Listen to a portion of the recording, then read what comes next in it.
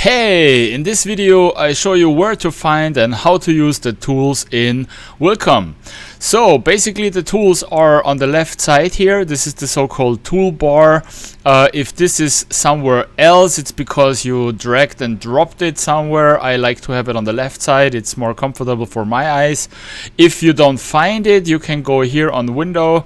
Here is the toolbar, and here you find the toolbox. If it's not marked with the right click, you can mark and unmark it. Actually, so far everything else you see in the toolbar, by the way. So, but here is the toolbox, and you can drag and drop it wherever you like. Let's start with the first gadget here, which is standardly the select options. So this arrow will be always marked. With this arrow you can basically drag and draw or catch the individual embroidery things, or just click on it and drag and drop the item or the section wherever you like. This is the second one, is the reshape object. So basically this is a button when you have a perfect or programmed font. You can drag and drop this one here around. You can also edit it by clicking on the line. I will change the view here. So if you click on the line, you see here lines showing up, and here you can set new settings, and you can shift it and change the embroidery by changing the stripes.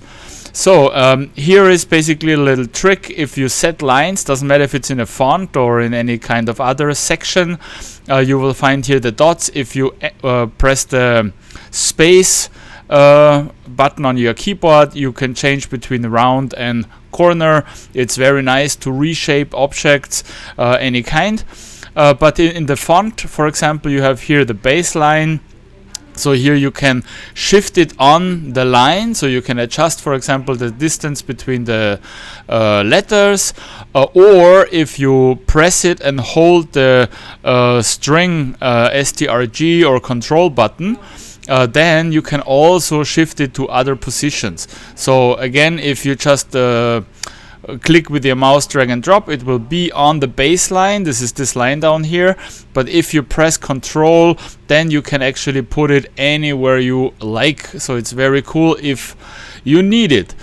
So you can also use it for objects. For example, I have here a cross. If I click on it, the same thing. You see here the dots where the embroidery is done. And if you need to adjust something, for example, make the filling a little bit more outside or change it in general, you can basically by drag and drop, or by just clicking one dot, or you can set another dot, and you can basically play around and try to adjust whatever you like to adjust. So the next tool is the knife. You find it right here. You can choose here between something. I always use this knife here, which is very practical. For example, I can mark here this circle, which now is one section all in once, but let's pretend I have to cut it in the middle to split it and put a text inside or so. You can click the knife, then you see these lines is getting a little bit white. And then I can draw a line in any direction. I will make it now straight. Click, and then you can make it more, but I just need a line here. Then you press enter, and now I basically cutted a whole section in two parts. So it's very practical. You can do it with any element you like. You can take lines and cut them, or circles to cut them, and you can do that as many times you want. So the next tool that you will use constantly is here the filling element. It's right here. If you click on the side, you can choose between something that I don't use so many times, so more this one that looks like a C. This is basically to draw complex fill settings. So you can draw here any kind of shape. So I will just click around here. You can, for example, draw some square, or I can even more. So it's perfectly to draw big areas that needs a filling. If you're done drawing, you press enter, and it will ask you on the bottom to enter the entry point. So I say, okay, it should start here at the beginning and end down here, and now one more click and now I can adjust the angle of how the embroidery should go. I will say this angle is perfect for me, and dum it's already here.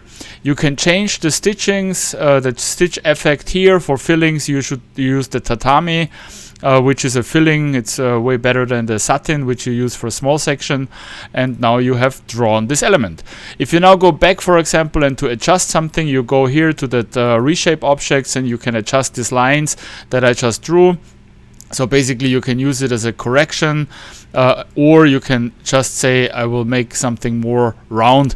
I would recommend, if you use this one, draw very carefully, very precise, then you do not have to adjust later on.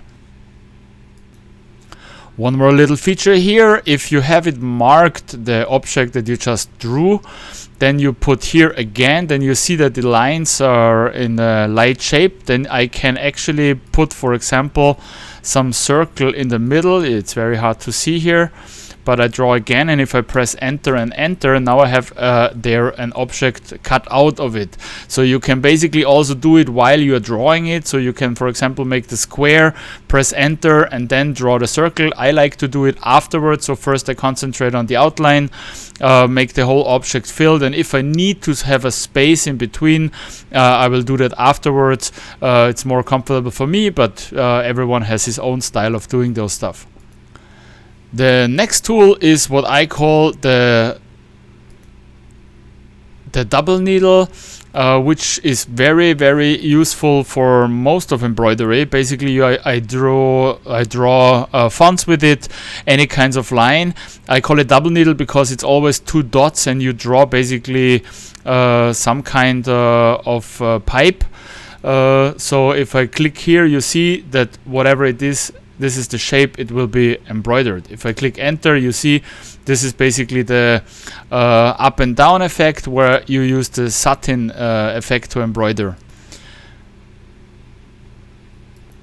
So you can use it for any kind of objects. For example, if I want to make an H, I click here, I can draw whatever I like, and I always have a perfectly shaped line. So ideal for fonts, for outlines, for any kind of running elements that do not require the fill stitch, then should be very nice three-dimensional. And again, later on you can adjust the beginning and the end point inside the objects. You should also be careful of what is over what. So if you see right here, you can see that this object is over the one. So the standard settings are what you draw first will be always under what you draw next.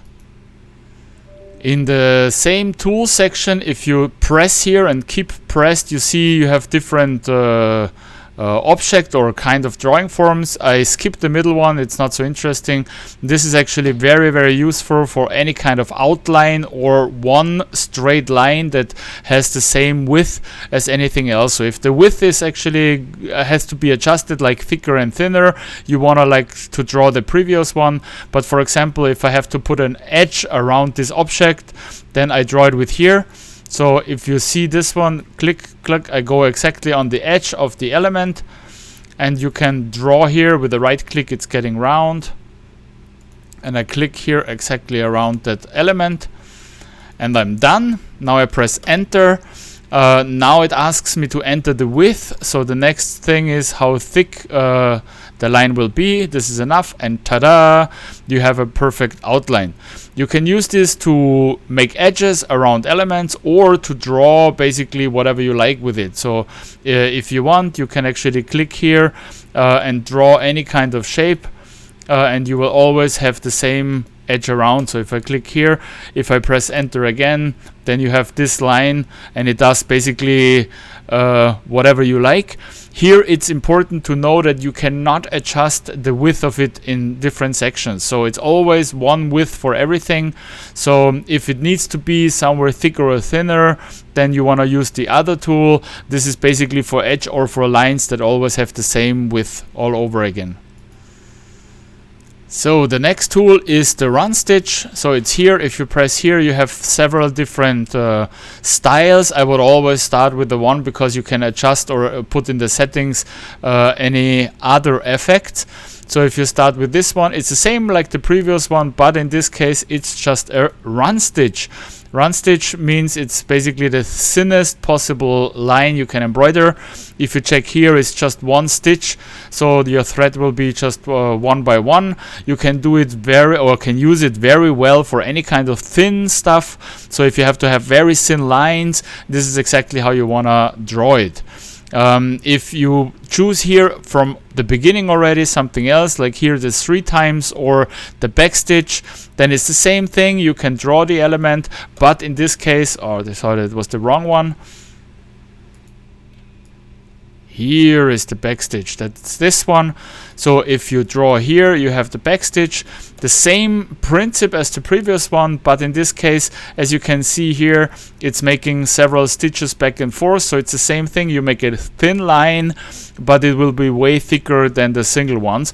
Can be very useful also for lines that should be thin but needs a little bit more stitches, for example on towels or fleece or any kind of thicker materials where one line would simply just go under. Then you want to use this effect right here. So in the tools here are many more different options. I will skip a few because I don't think that they are very useful, or at least not for my purposes. So the next one here is the alphabet, which is, I think every one of you knows this. If you click here, you can write basically any kind of text. I also like to do it the other way around with the object list or the object properties. It's for me easier to go here and change my font and make all my settings before I do so. But the alphabet is very practical to click and to, for example, just delete something manually or write it in any other way. This is probably for people who like to see what they get. This can be very, very nice, but there are many ways to put the font. I will make a separate video about how to make fonts and how to adjust them. The last tool here I use every now and then is actually this one right here, which will be only if you mark an object. It can create outlines. So you can manually draw it or do it the other way, but if you click here, it will ask you for some information. You can play around a little bit what you like. For example, I want an input C. You can check the distance to the object that I mark. And you press OK, and then you will get basically an edge around the object that you marked. Can be very useful, but usually it needs still some adjustment to be good in embroidery. For example, I need to calculate the compensation of the element, but for complex designs where you need a quick outline, this can be a very useful tool. So that was the most important tools as I think in Wilcom. If you like this video, give me a thumbs up. If you have any further questions, just write them in the comment section. I try to answer everything. And if there are topics or stuff that interests you in Wilcom, please do not hesitate. Write it in the comments so I have new ideas and I will make videos and answer all of the questions that you may or may not have. God, my first videos.